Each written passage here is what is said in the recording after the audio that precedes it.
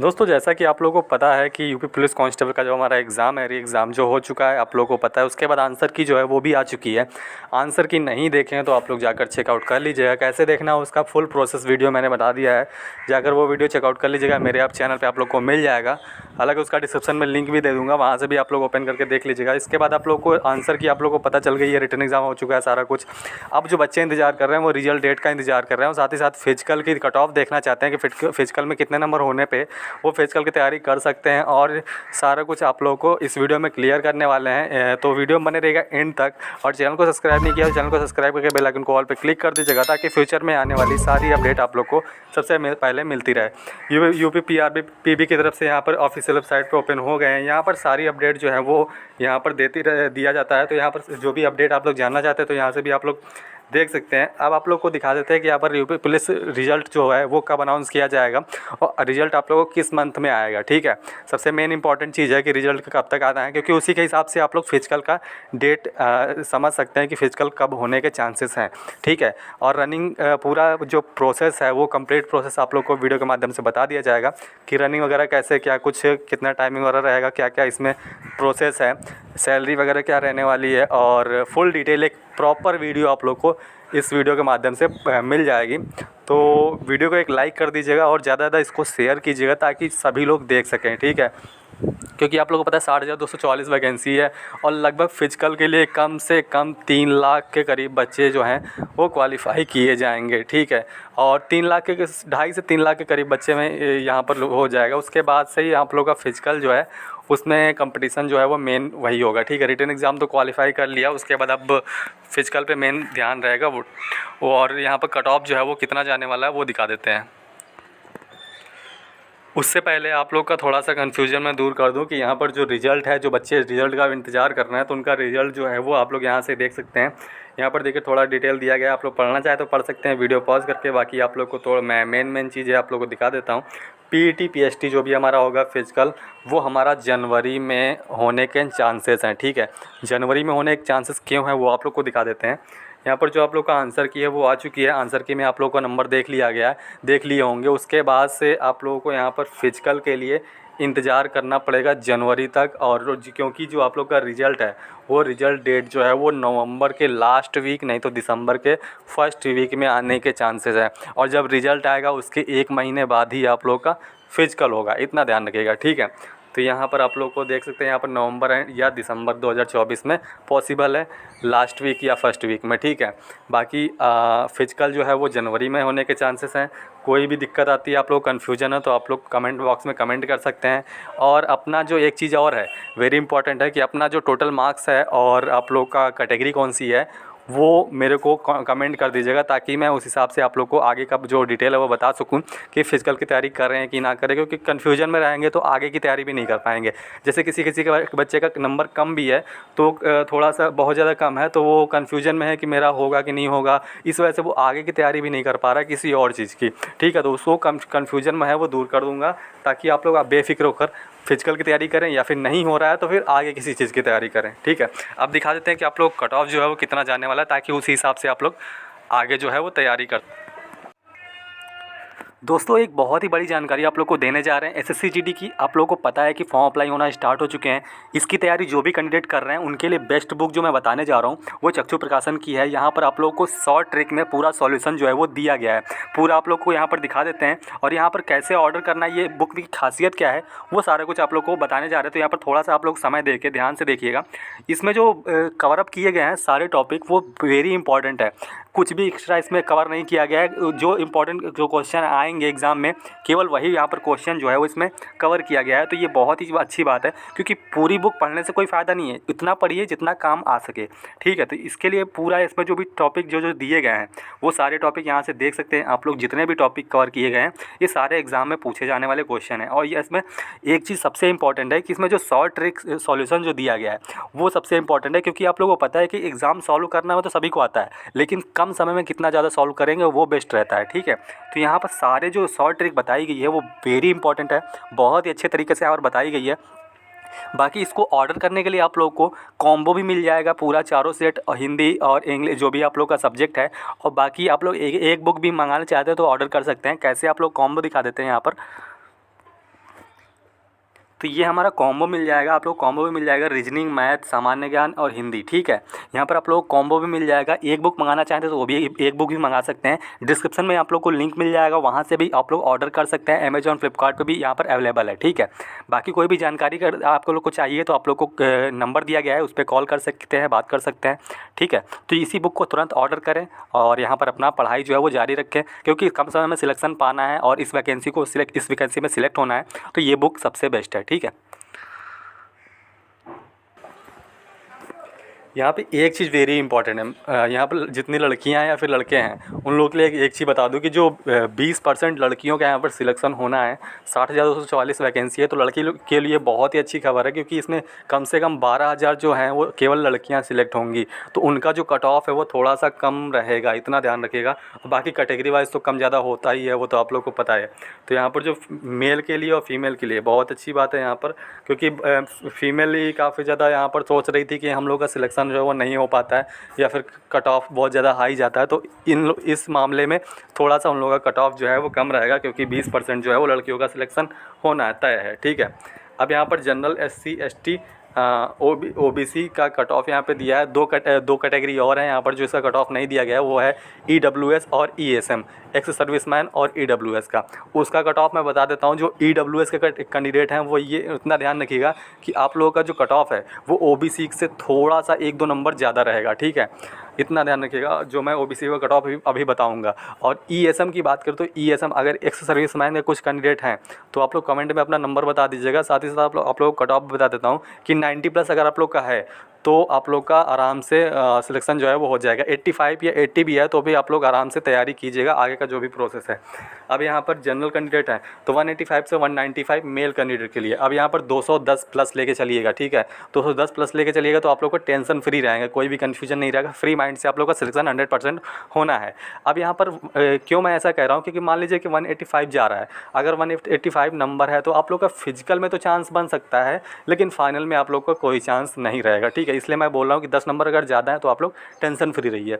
बाकी आप लोग फिजिकल की तैयारी करते रहिएगा, ऐसा नहीं कि 185 190 है तो आप लोग फिजिकल की तैयारी ना करें। मान लीजिए कि फाइनल में कट ऑफ कम भी जा सकता है तो आप लोग का सिलेक्शन आराम से हो जाएगा, लेकिन पहले ही निराश हो जाएंगे तो आप लोग आगे से दिक्कत हो जाएगी आगे से। अब यहाँ पर ST हैं तो 115 से 120, 130 मान के चलिए, 130 आराम से आँख बंद करके आप लोग फिजिकल की तैयारी कीजिए। 175 से 180, 190 है तो आराम से आप लोग आँख बंद की तैयारी कीजिए। 170 भी है तो भी कीजिए, मैं पहले भी बता दे रहा हूँ, ठीक है। ऐसा नहीं है कि मैं मना कर रहा हूँ। SC वाले हैं तो 150 से 155, 160 तक है तो आंख बंद करके आप लोग का सिलेक्शन 100% होना है। 160 165।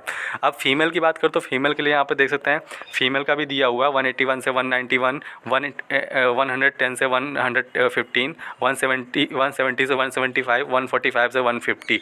अब यहाँ पर 5-10 नंबर प्लस करके चलिएगा तो आप लोग आराम से, कोई दिक्कत वाली बात नहीं, कम है तो भी कोई दिक्कत वाली बात नहीं है। फिजिकल की तैयारी कीजिए, अभी केवल फिजिकल पे ध्यान दीजिए। ऐसा नहीं कि फाइनल में आप लोग अभी से कूद जा रहे हैं, अभी फिजिकल कंप्लीट कीजिए, फाइनल में कम ज़्यादा होता रहेगा, आगे का प्रोसेस चलता रहेगा, ठीक है। तो आप लोग का ये कट ऑफ रहेगा, ये कट ऑफ आप लोग को मैंने बता दिया, एक्स सर्विसमैन का भी, EWS का भी बता दिया। बाकी कुछ भी अलग से कुछ पूछना हो तो आप लोग कमेंट कर सकते हैं। मेरे चैनल के डिस्क्रिप्शन में इंस्टाग्राम का लिंक भी दिया है, वहाँ से मुझे मैसेज कर सकते हैं, वहाँ भी आप लोग का रिप्लाई मिल जाएगा, ठीक है। अब आगे बढ़ते हैं। यहाँ पर आप लोग का जो मेडिकल वगैरह रहेगा वो प्रोसेस वगैरह क्या रहेगा, फिजिकल में क्या प्रोसेस रहेगा वो आप लोग को दिखा देते हैं। अब आप लोगों के लिए इतनी मेहनत हो रही है तो 1 लाइक तो बनता है यार। इतना मैं पूरा प्रोसेस बता रहा हूँ, पूरा complete A to Z UP police में जो भी हमारा होता है वो सारा कुछ आप लोग को मैंने बता दिया।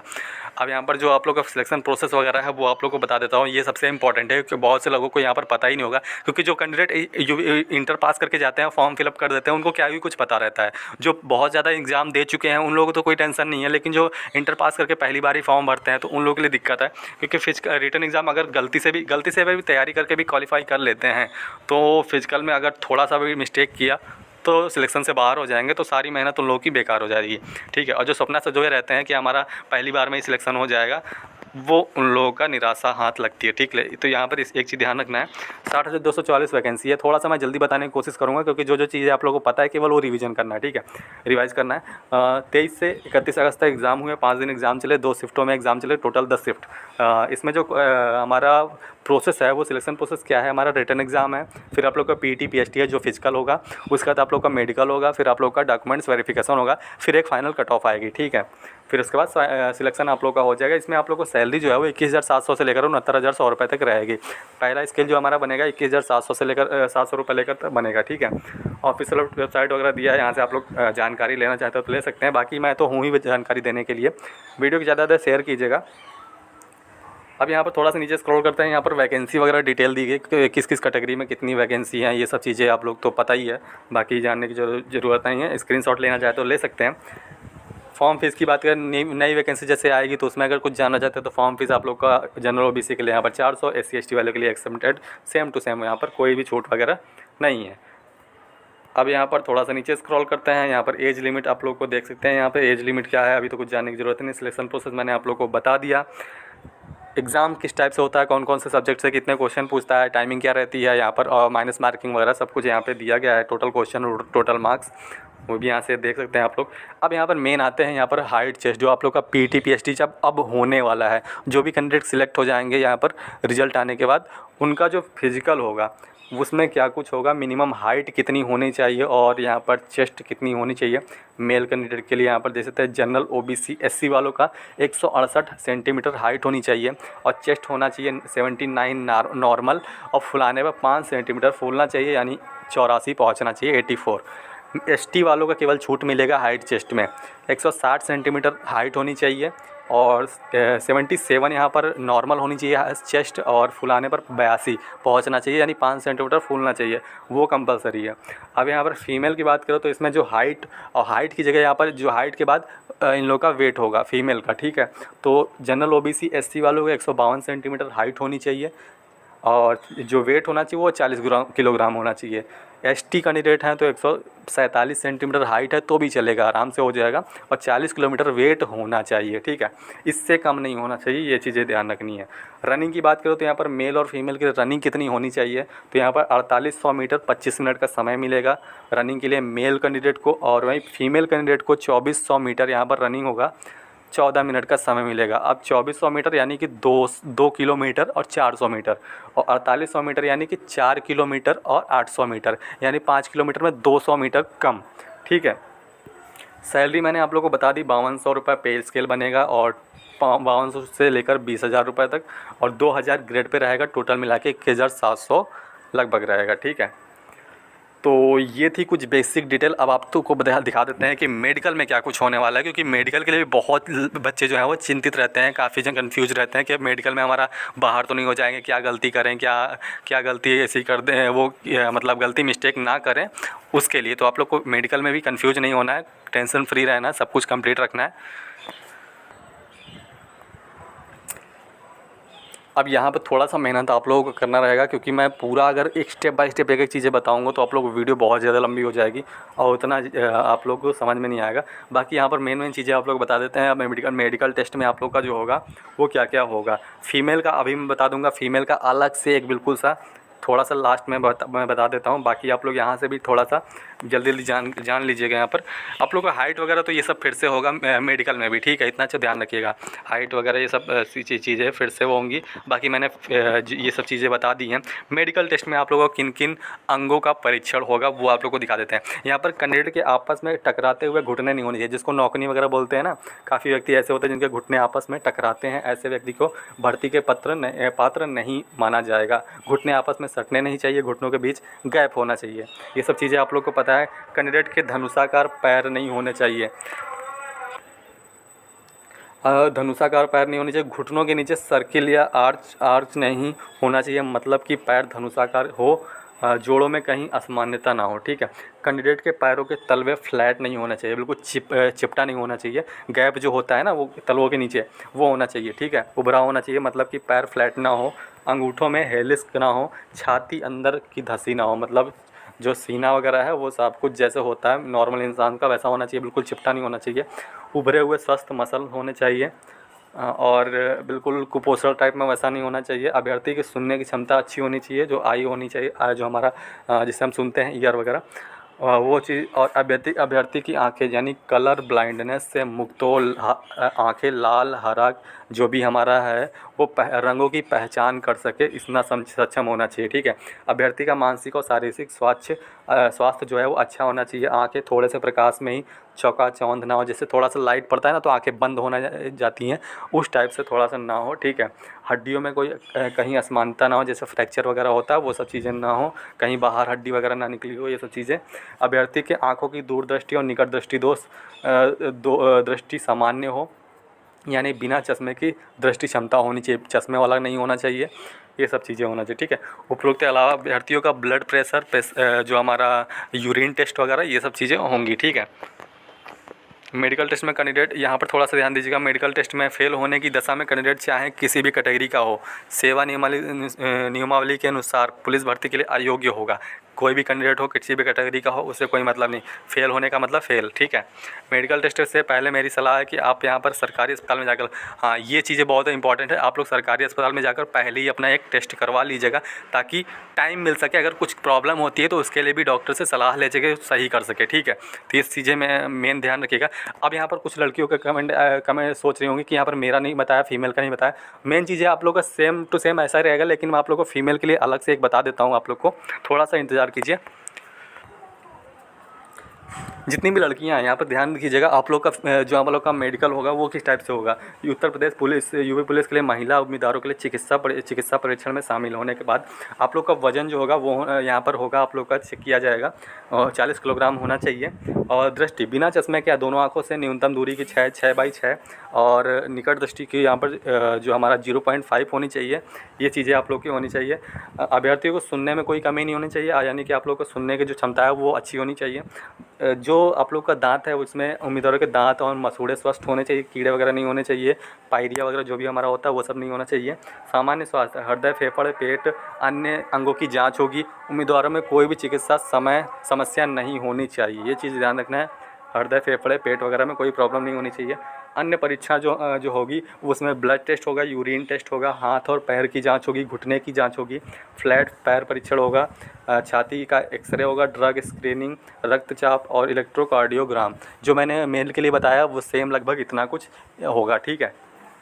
अब यहाँ पर कुछ चिकित्सक स्थितियों वाले अभ्यर्थियों को अयोग्य घोषित किया जा सकता है, जैसे कि गंभीर श्रवण हानि, दृष्टि संबंधी समस्या का उक्त रक्तचाप। यहाँ पर जो मैंने इतना जो बताया ना, इसमें कुछ ऐसी चीज़ें हैं जो बहुत ज़्यादा ज़रूरी हैं, तो वो चीज़ें अगर नहीं हुई तो आप लोगों को फेल कर दिया जाएगा। बाकी अगर थोड़ा बहुत डाउट अगर आ रहा है तो उसमें भी आप लोग क्वालिफाई हो सकते हैं, इतना आप लोग ध्यान रखिएगा, कोई भी कन्फ्यूजन नहीं है। अब यहाँ पर मेडिकल तक भी मैंने बता दिया। अब डॉक्यूमेंट्स वेरिफिकेशन की बात करें तो वो आप लोग को अलग वीडियो में मैं बता दूँगा। बाकी मेन चीज़ें आप लोग को पता चल गई होंगी। आई होप कि आप लोग को वीडियो पसंद आया होगा। वीडियो को एक लाइक कर दीजिएगा और ज़्यादा इसको शेयर कीजिए, क्योंकि ऐसा प्रॉपर वीडियो अभी तक किसी ने यूट्यूब पे नहीं बनाया है। तो आप लोग वीडियो को ज़्यादा शेयर कीजिए और चैनल को सब्सक्राइब करके बेल आइकन को ऑल पे क्लिक कर दीजिएगा, ताकि फ्यूचर में आने वाली सारी अपडेट आप लोग को टाइम टू टाइम सबसे पहले मिलती रहे। चलिए मिलते हैं नेक्स्ट वीडियो में, तब तक के लिए बाय बाय, टेक केयर।